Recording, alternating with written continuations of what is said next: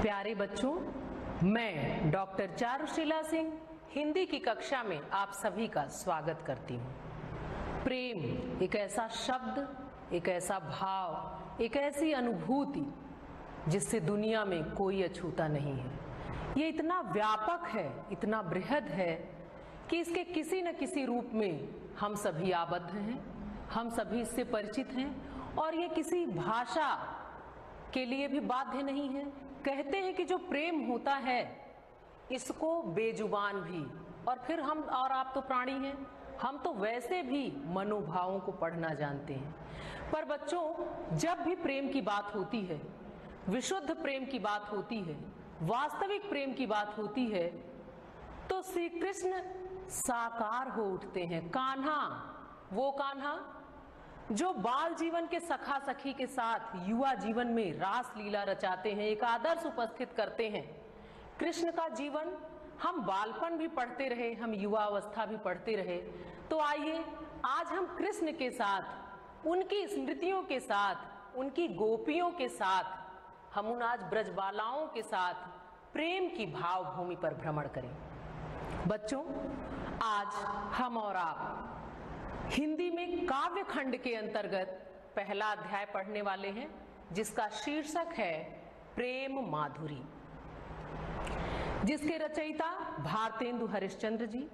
पहले अध्याय में बच्चों हम और आप दो शीर्षक हैं, एक प्रेम माधुरी और दूसरा यमुना छद। प्रेम माधुरी का जो पहला अंश है, पहला भाग है, वो आज हम और आप पढ़ेंगे।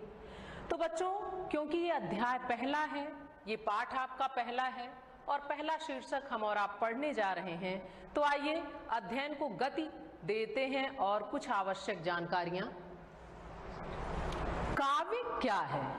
बच्चों, वैसे आप सभी जानते हैं, आपने पिछली कक्षा में पढ़ लिया है कि काव्य क्या है, उसके प्रकार क्या हैं, उसका प्रभाव कैसा है, बहुत सारी चीजें आपने जाना, सुना और समझा।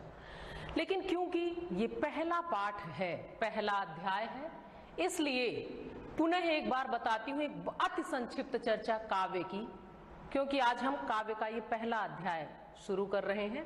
तो एक संक्षिप्त चर्चा आपके समक्ष। ध्यान दें बच्चों कि काव्य है क्या।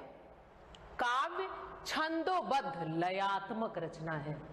ध्यान दें बच्चों, आप जानते हैं कि हिंदी दो रूपों में पढ़ा जाता है। हम आप दो रूपों में हिंदी को पढ़ते हैं, एक गद्य और दूसरा पद्य अर्थात काव्य। तो जो काव्य होता है वो किसी न किसी छंद विधान पर आधारित होता है और वो लयबद्ध होता है। जब वो छंद पर लिखा जाता है तो एक विशेष लय पर उन पंक्तियों का निर्वाह किया जाता है, जो हम और आप अभी प्रेम माधुरी के अंतर्गत महसूस करेंगे, जिसमें भावात्मक आनंद की प्राप्ति होती है। बच्चों, जब आप टीवी देखते हैं, जब आप रेडियो सुनते हैं, जब कोई चलचित्र देखते हैं, फिल्म देखते हैं, तो आपने महसूस किया होगा कि जब आप उस कथा से, उस कविता से, उस प्रसंग से हम और आप जुड़ जाते हैं, आत्मीय संबंध स्थापित हो जाता है, तो एक भावनात्मक अनुभूति, भावनात्मक आनंद जो कहा गया कि सामने जो घटित होता है, प्रेम है तो यहाँ भी मधुरिमा घुलेगी। अगर कुछ करुणा का भाव है तो हृदय भी द्रवित होने लगेगा। अगर ओज का कोई भाव है तो हमारी भी जो सुप्त चेतना है वो जागृत होने लगती है। ऐसा हमने और आपने महसूस किया है और करते हैं और करते रहेंगे, क्योंकि यही काव्य की विशेषता होती है। जब हमारा जुड़ाव हो जाता है, हम उससे घुल जाते हैं, उसमें उतर जाते हैं, तो ये रसात्मक अनुभूति, ये भावनात्मक अनुभूति, ये जो एक लालित्य है उन पंक्तियों का, वो हम और आप महसूस करने लगते हैं। और साहित्य की बात करें बच्चों, तो साहित्य को पढ़ने तथा सुनने से जो रसानुभूति होती है उसे ब्रह्मानंद सहोदर कहा गया।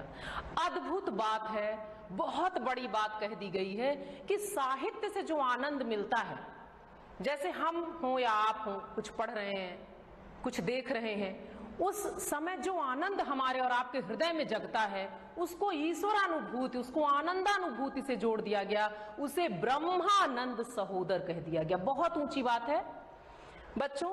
ये तो काव्य की एक संक्षिप्त चर्चा। आइए अब आपको मुख्य विषय की ओर ले चलती हूं और जानते हैं आज के पाठ के बारे में। आज जो पाठ हमें पढ़ना है वो कैसा है, क्या आवश्यक जानकारी है, एक संक्षिप्त परिचय आपके समक्ष। ध्यान दें बच्चों, पाठ परिचय। ये संक्षिप्त चर्चा विस्तृत अध्ययन में अति उपयोगी है, इसलिए विशेष रूप से ध्यान दें। शीर्षक जो हम और आप आज पढ़ेंगे, प्रेम माधुरी भाग 1। भाग 1 इसलिए लिखा गया है बच्चों कि आज हम प्रेम माधुरी में जो 4 सवैया हैं, एक आज हम पढ़ेंगे और 3 यानी शेष अंश हम अगली कक्षा में पढ़ेंगे।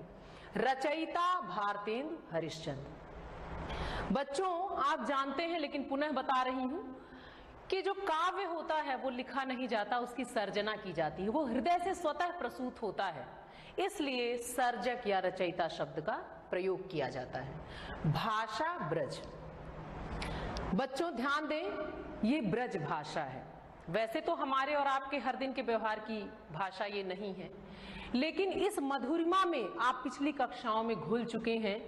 इतना माधुर्य है इस भाषा में कि आपको ऐसा नहीं लगेगा कि हम ये पढ़ते बोलते तो आए हैं लेकिन हर दिन बोलते नहीं हैं, ये भी अनुभूति आपको नहीं होगी। अभी प्रेम माधुरी के अंतर्गत हम आप जब उस भाव भूमि पर विचरण करेंगे तो आप ब्रज भाषा के माधुर्य से, ब्रज के लालित्य से, उसकी सहजता और सरलता से स्वयं परिचित होंगे। शैली जो है वो मुक्तक है। रस वियोग श्रृंगार। बच्चों ये शैली मुक्तक का क्या है कि जितने भी हैं सब एक दूसरे से पूरी तरह स्वतंत्र होते हैं, इसलिए ये मुक्तक। और रस के बारे में आपने पढ़ा है कि ये जो श्रृंगार रस होता है ये 2 प्रकार का होता है, एक संयोग और दूसरा वियोग या विप्रलंब। हम प्रेम पढ़ रहे हैं, हम श्रृंगार पढ़ रहे हैं, लेकिन आज हम वियोग पढ़ेंगे जिसको प्रेम की कसौटी कहा गया है।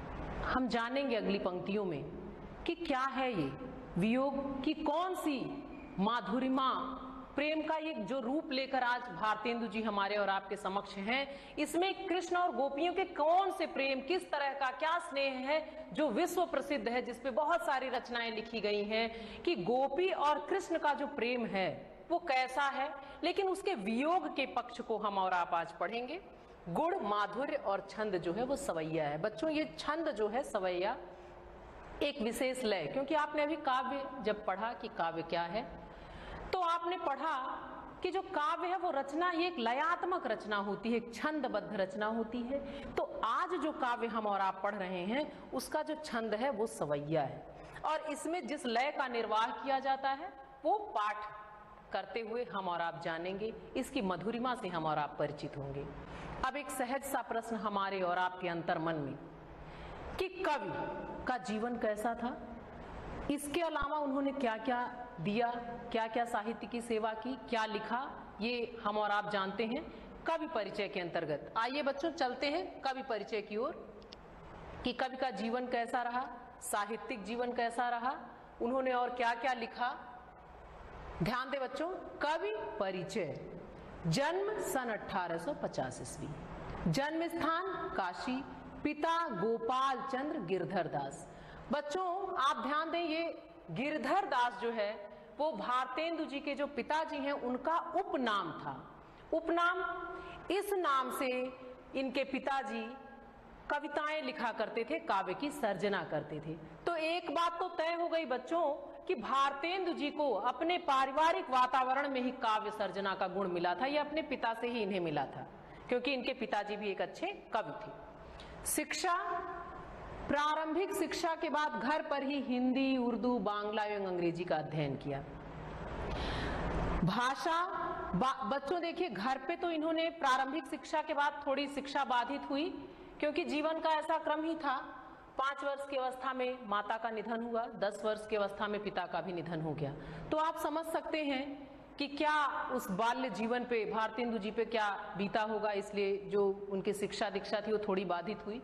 फिर इन्होंने घर पे पढ़ा और बाद में बनारस के क्वींस कॉलेज में आपने प्रवेश भी लिया, लेकिन काव्य सर्जना की ऐसी उथल पुथल आपके हृदय में थी कि आपने अध्ययन को बीच में छोड़ दिया और काव्य सर्जना में आप लग गए।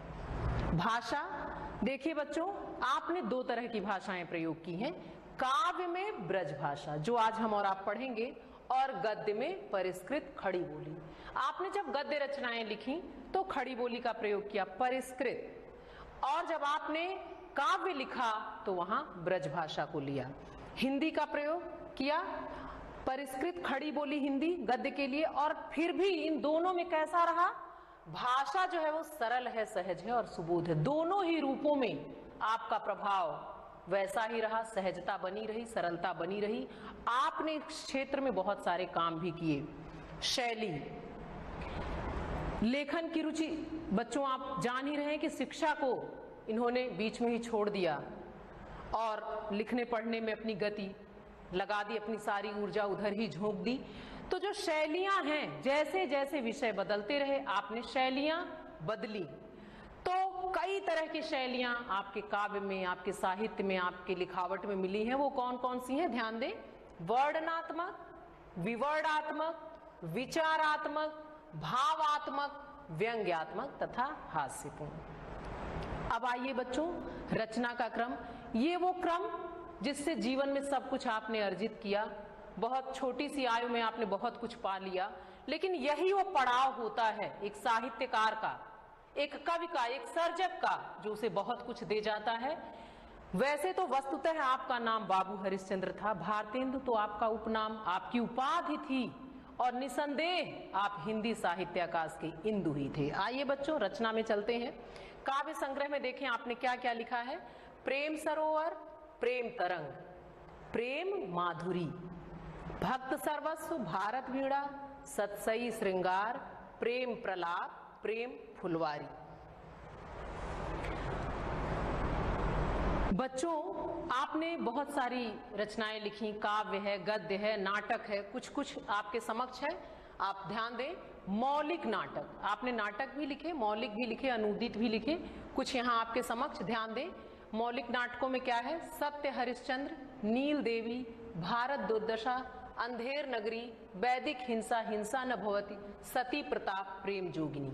ये जो है आपके मौलिक नाटक हैं। बहुत ज्यादा मंचन हुआ है इन नाटकों का, जिसमें सत्य हरिश्चंद्र और भारत दुर्दशा ये सब आपने शायद पहले देखा हो, सुना हो, जाना हो, और नहीं अगर देख पाए हैं, जान पाए हैं, तो प्रयास करें, इन नाटकों को पढ़ें, देखें इसमें क्या है अद्भुत, और अवसर मिले तो कभी इसका मंचन भी करें। अनूदित, मुद्रा राक्षस, रत्नावली, भारत जननी, विद्या सुंदर, पाखंड विडंबन, कर्पूर मंजरी और धनंजय विजय, ये आपके अनूदित नाटक हैं। आपने निबंध भी लिखा है। कौन कौन सा निबंध है देखें बच्चों। सुलोचना, मदालसा, लीलावती, दिल्ली दरबार, दर्पण। उपन्यास, कुछ भी, जैसे कुछ भी शेष न रहा हो, सब कुछ आपने लिख दिया। उपन्यास, पूर्ण प्रकाश, चंद्र प्रभा। इतिहास, कुछ इतिहास भी आपने लिखे। कौन कौन से, किस चीज को लेकर, ध्यान दें बच्चों। महाराष्ट्र देश का इतिहास, रामायण समय, कश्मीर, कुसुम, अग्रवालों की उत्पत्ति। ये जो रचना है ये इतिहास के अंतर्गत। और आगे बढ़ते हैं बच्चों और देखते हैं और क्या क्या आपने लिखा है। यात्रा वृत्तांत, देखिए बच्चों कि यात्रा के अंतर्गत आपने, यात्रा वृत्तांत में आपने क्या क्या लिखा। सरयू पार की यात्रा, लखनऊ की यात्रा, ये आपके दो यात्रा वृत्तांत हैं। जीवनी, ध्यान दे बच्चों, सूरदास की जीवनी, जयदेव और महात्मा मोहम्मद, ये जीवनियां आपने लिखी 3। पत्रिका, ध्यान दीजिए बच्चों, काव्य वचन सुधा, हरिश्चंद्र मैगजीन और बाल बुधनी, ये वो पत्रिकाएं हैं जिन पर आपने काम किया, जो आपकी पहचान की व्यंजना करती हैं। आपने इतना कुछ लिख दिया है, इतना कुछ देकर आप गए हैं कि हिंदी साहित्य, ये हमारा इतिहास, हम आप कभी इन्हें विस्मृत नहीं कर सकते। और इतनी कम आयु में, आप ध्यान दें बच्चों, आपने अभी पढ़ा कि जन्म सन 1850 था और मृत्यु आप देखिए 1885। कितना छोटा, लेकिन कर्म कितने बड़े। आयु तो बहुत छोटी रही, लेकिन जो इन्होंने अर्जित किया, जो इन्होंने दे दिया हमें और आपको, वो कभी भी भुलाया नहीं जा सकता है। उतनी आयु हम तो सोच भी नहीं सकते बच्चों। आप एक बार कल्पना करके देखें कि 34-35 वर्ष की जो छोटी सी आयु होती है, आधा तो बालपन में ही निकल जाता है, लेकिन कैसी जिजीविषा थी कवि की, कैसी सर्जनात्मक शक्ति थी कवि की, कि उन्होंने इतनी छोटी सी आयु में इतना कुछ लिख दिया है। हमें और आपको इतना कुछ पढ़ने के लिए है कि हमारी और आपकी आयु कम पड़ जाए, इतना तो कवि ने लिख दिया। आइए जानते हैं साहित्य में आपका क्या स्थान है। ध्यान दें बच्चों, भारतेंदु जी युग निर्माता साहित्यकार के रूप में प्रतिष्ठित रहे हैं। युग निर्माता क्या होता है बच्चों? आपने सुना होगा, पढ़ा भी होगा कि एक युग का ही नाम है भारतेंदु युग। अब आप सोच लें कि इतनी छोटी सी आयु में इतनी बड़ी उपलब्धि कि एक युग का ही नाम, तो आप वस्तुतः क्या है? युग निर्माता साहित्यकार तो आप हैं ही। आप हिंदी गद्य के जनक के रूप में जाने जाते हैं। इतनी उपलब्धियां हैं बच्चों कि जिसे शब्दों में कितना समेटा जाए। ये ऐसे शब्द साधक रहे जिन्होंने इतना कुछ हमें और आपको दे दिया है। हिंदी भाषा को गद्य की परिष्कृत भाषा बनाने में आपका योगदान अविस्मरणीय है। आप भाषा पर भी बहुत ज्यादा ध्यान देते थे। आपने उसका वो रूप सामने लाया जो दोषों से मुक्त थी, जो परिष्कृत थी। आगे देखिए और क्या क्या किया है आपने। विविध विधाओं का सूत्रपात कर उन्हें समृद्ध बनाने में आपका महत्वपूर्ण योगदान है। ये विविध विधाएं क्या हैं? आपने अभी रचना क्रम में पढ़ा कि आपने काव्य भी लिखा, आपने गद्य भी लिखा, इतिहास लिखा, जीवनी लिखी, बहुत कुछ। ये विविधता है, बहुआयामी है आपका साहित्य। आपका जो सर्जना का क्षेत्र है वो बहुत विस्तृत है, बहुत विराट है। आपने हिंदी साहित्य की जो आधारशिला तैयार की, उसी पर आज हिंदी का भव्य भवन निर्मित हुआ है। निसंदेह बच्चों, क्योंकि जो आयु है उसमें इतना सब कुछ आपने किया और इतना विशिष्ट, इतना गरिमामय, इतना अविस्मरणीय कि हम और आप इसे कभी भूल नहीं सकते। ऐसा योगदान आपका रहा है साहित्य के लिए। तो निसंदेह आज हमने आपके परिचय से भी बहुत कुछ सीखा कि उम्र बाधा नहीं है। अगर हम कुछ करना चाहें तो ये छोटी सी आयु और इतना बड़ा, इतना सब कुछ आपने कर दिया। तो आइए बच्चों, अब हम चलते हैं कवि की उस सर्जना की ओर जो हमको और आपको आज पढ़ना है।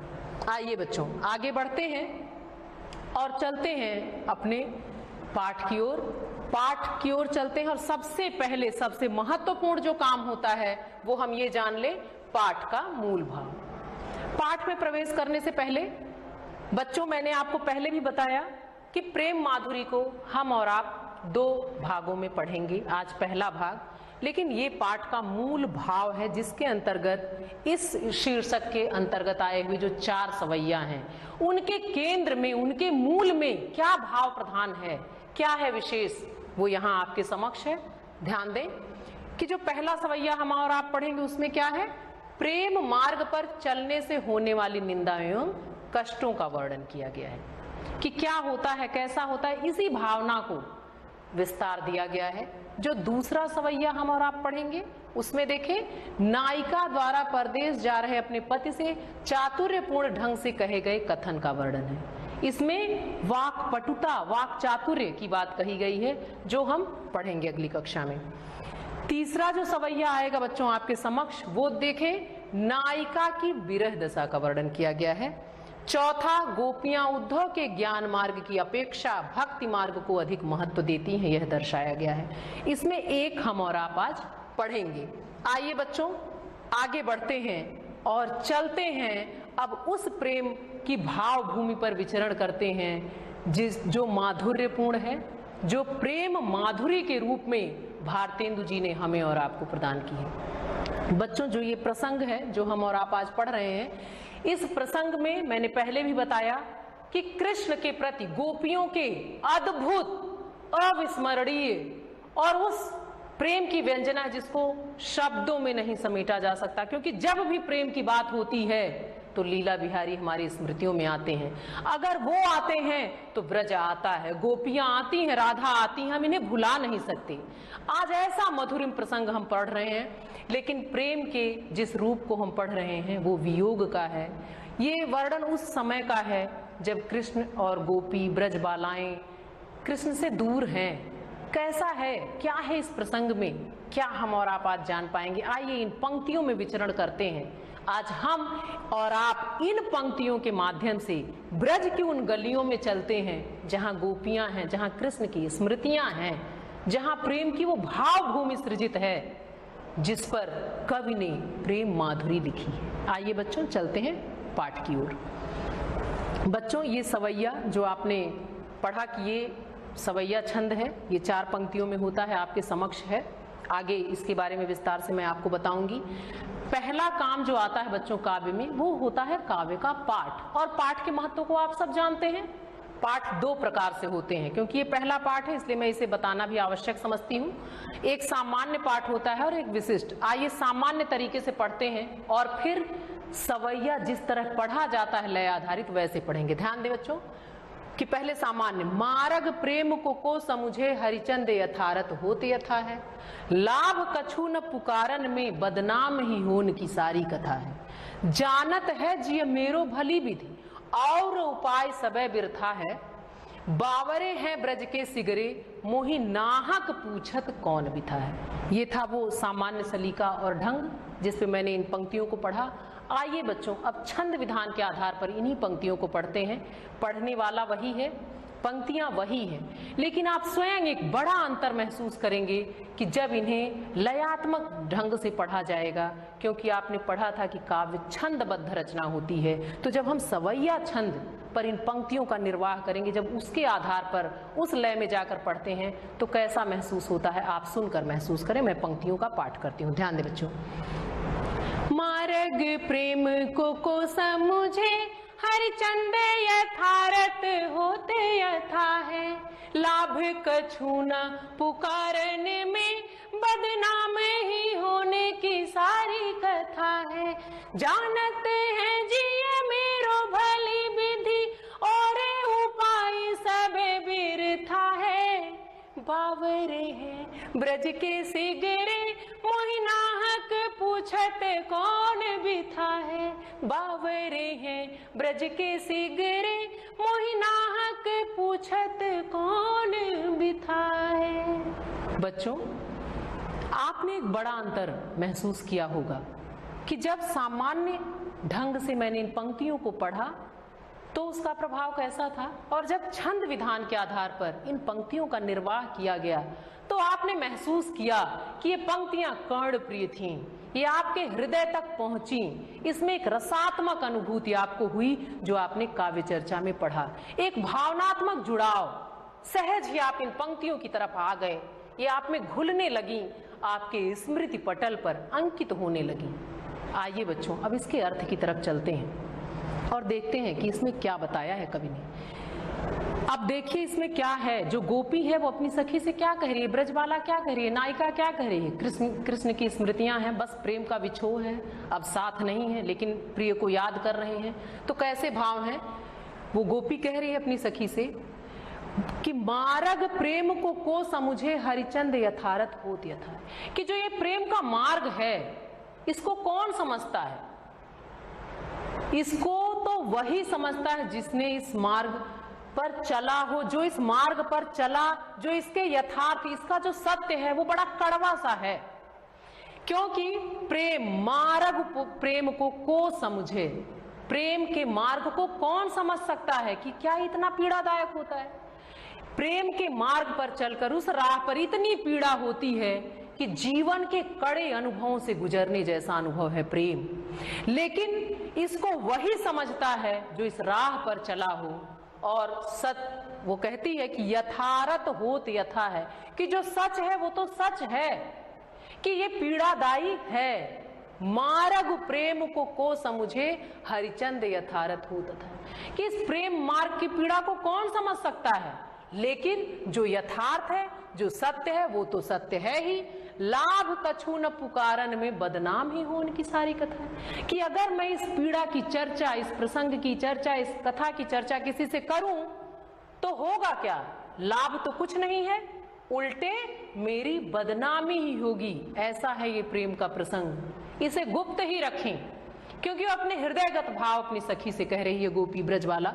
आगे भी वो कहती है जानत है जिय मेरो भली विधि, कि मेरा जो हृदय है ये बहुत अच्छी तरह से जानता है, भली भांति जानता है कि जितना भी उपाय, जानत है जिय मेरो भली विधि और उपाय सबे व्यर्थ है, कि मेरा हृदय ये जानता है, बहुत अच्छी प्रकार से जानता है, भली भांति जानता है कि जितना भी उपाय है इस पीड़ा को कम करने का, या जितनी भी बातें लोग कहेंगे वो सब व्यर्थ है, क्योंकि इस पीड़ा को कम किया ही नहीं जा सकता, इसको तो इसी तरह जीना होता है। बावरे हैं ब्रज के सिगरे मोही नाहक पूछत कौन बिठाए। और कहती है कि ऐसा लग रहा है कि ब्रज के संपूर्ण लोग जितने भी हैं यहाँ सब बावले हो गए हैं, पागल हो गए, जो मुझसे बार बार मेरे कष्ट को पूछते हैं, क्योंकि वो जान ही नहीं पाते कि जो प्रेम की पीड़ा है ये तो उसी हृदय को पीड़ित करती है जहां जहां प्रेम का बीजारोपण होता है, उसी हृदय को प्रेम सबसे अधिक पीड़ित करता है। ये वो जान रही है गोपी, वो ब्रजबाला जान रही है, नायिका जान रही है, जो अपनी सखी से कहती है कि इसको कैसे क्या बताऊं मैं कि कुछ भी नहीं हो सकता, ये पीड़ा अंदर ही अंदर मुझे तड़पा रही है, लेकिन मैं किसी से कह नहीं सकती। क्यों? बदनामी, बदनाम ही हो उनकी सारी कथा है कि ये कथा सिर्फ बदनाम करेगी और इससे कोई भी लाभ नहीं होने वाला है। तो मेरा हृदय जानता है कि इस पीड़ा को चुपचाप सहन करना है, क्योंकि कोई भी उपाय, सारे उपाय व्यर्थ हैं। और ये जो ब्रजवासी हैं ये यूं ही हमसे पूछते रहते हैं, जबकि बार बार पूछने से क्या है, वो दर्द और बढ़ता है, ये कम हो नहीं सकता। बच्चों, आप सभी जान लें कि विरह जो होता है, जो विप्रलंब है, ये प्रेम की कसौटी है, ये प्रेम की परीक्षा होती है यहाँ। और प्रेम जहां जिस हृदय में उत्पन्न होता है वहीं सबसे अधिक पीड़ा पहुंचाता है। प्रेम वस्तुतः तो आह्लाद का भाव है, लेकिन ये उतना ही पीड़ादायी भी होता है। और गोपी यहाँ इसी पीड़ा को महसूस कर रही है, इसी कष्ट की व्यंजना कर रही है, इसी भाव भूमि पर ये सवैया लिखा गया है। ये श्रृंगार के जो रूप दो हैं, आप जानते हैं, संयोग और वियोग, तो ये वियोग की भाव भूमि पे लिखा गया है। इसमें वियोग का जो सर्वोत्कृष्ट रूप है वो दर्शाया गया है। बच्चों, आइए अब इन पंक्तियों के काव्य सौंदर्य की ओर चलते हैं। काव्यगत सौंदर्य या शिल्प सौंदर्य। बच्चों, अभी आपने जो पंक्तियां पढ़ी, आप ध्यान दें। रस, वियोग, श्रृंगार, भाषा जो है वो ब्रज है, अलंकार, अनुप्रास, छंद, सवैया। ये सवैया छंद क्या होता है जान लें आप संक्षिप्त। सवैया एक वर्णिक छंद है, इसमें 4 चरण होते हैं। प्रत्येक चरण में 22 से 26 तक के वर्ण होते हैं। चारों चरण समतुकांतक होते हैं। सवैया लय आधारित छंद है। कठिन शब्दार्थ। बच्चों, कुछ कठिन शब्द भी आए थे, उसका अर्थ आप जान लें। को, कौन, यथार्थ मतलब यथार्थ अर्थात वास्तविक, जीय मतलब हृदय, बिरथी मतलब व्यर्थ, सिगरे सब बिथा, व्यथा और पीड़ा। क्योंकि भाषा जो है ब्रज है, थोड़ी सी अलग है, लेकिन इसके लालित्य से हम और आप परिचित हो चुके हैं। बच्चों, संप्राप्ति, हमने और आपने क्या पाया? हमने आज भारतेंदु हरिश्चंद्र जी के जीवन को जाना। प्रेम माधुरी की जो भावभूमि है उस पर हमने और आपने विचरण करते हुए एक सवैया पढ़ा। अगली कक्षा में जो शेष अंश है उसे हम पुनः पढ़ेंगे, आगे बढ़ेंगे और इस पूरे पाठ को वहां समाप्त करेंगे। आज के लिए बस इतना ही। धन्यवाद।